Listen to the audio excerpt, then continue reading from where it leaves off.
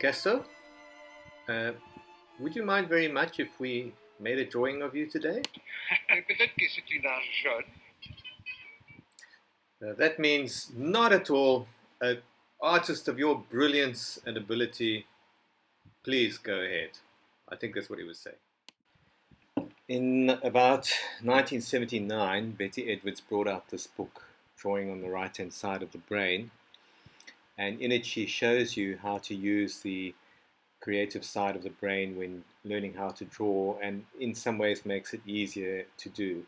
So, not forgetting the lessons we've done from Betty, I think the book is useful, and if you can get a copy, go for it. This is another angle. So, what I've decided to call this is drawing on the other side of the brain, or the left hand side of the brain, which is actually true. It's using the analytical side of the brain.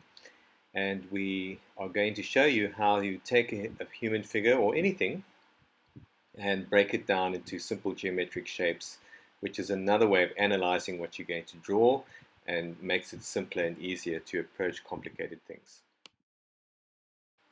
Right, here's the finished study I made of Picasso.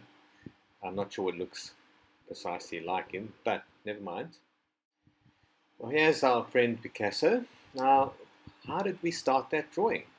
Well, I would recommend starting with the head.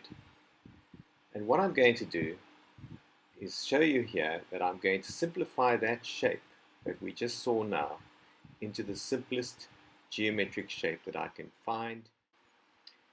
And now we apply the same principle to the arms and to the hands.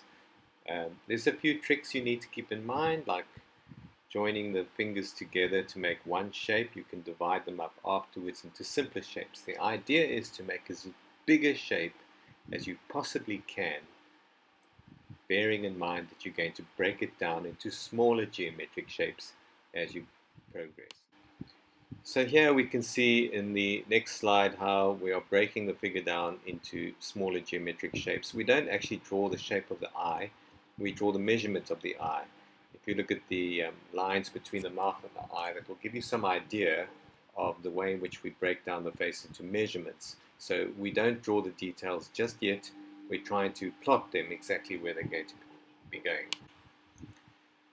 So we're going to put some details in. What you do in a drawing like this is you go over in layers. So once you've covered the whole section, you must work it up to the same level. So what I'm showing you in the first drawing here is we are now starting to go back into the face, and we've got our measurements now. We can start putting in the details of the eyes and the mouth and things like that, and the fingers. As soon as you're done with that, you've got to leave it and then work down into the body. We can see here that we've worked up over sections, and you can observe underneath those sections the underdrawing, which you can take away with a rubber as you go or leave behind. It's quite nice to show that. Here we can see the lines have all been worked up. Now I do make a point here that grades of pencil are quite important, so when you emphasize the line you use a softer pencil, and when you're dealing with smaller folds of lighter tones you use a different pencil. I actually used a B on the outer lines, the heavier lines, and on the folds, the softer lines, I used an H pencil. When we apply a tone to the figure, the first step is to apply a complete overlay of tone over the whole figure. Basically just fill it in, not over everywhere.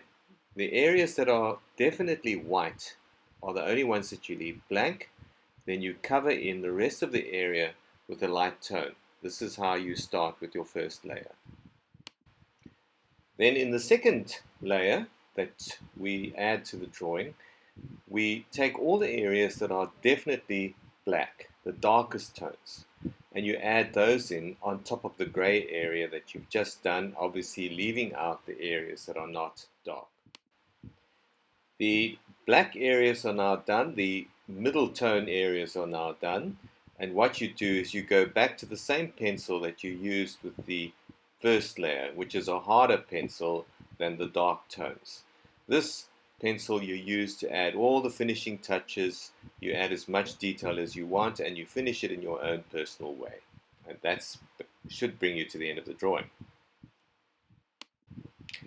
Now we'll do lots more tutorials and we'll add in a lot of details. There's only so much you can put into a video, but this is a very good technique to get you going in drawing if you follow the step-by-step method with discipline. There's a discipline side to drawing. It's just like any physical activity. You need discipline to follow the steps right through from start to finish, and then you should start to produce a pleasing result. So give it a try and have a lot of fun. And finally, thank you, Picasso. You've been a real sport, and we'll meet again sometime. Picasso, excuse me, Picasso, you trying to do some drawing there. It's not too bad for a beginner. Maybe I can interest you in a drawing course. I'll give you a special rate because I can see you haven't got a lot of experience, so perhaps I can help you out. Picasso, are you listening to me? It looks kind of busy. All right.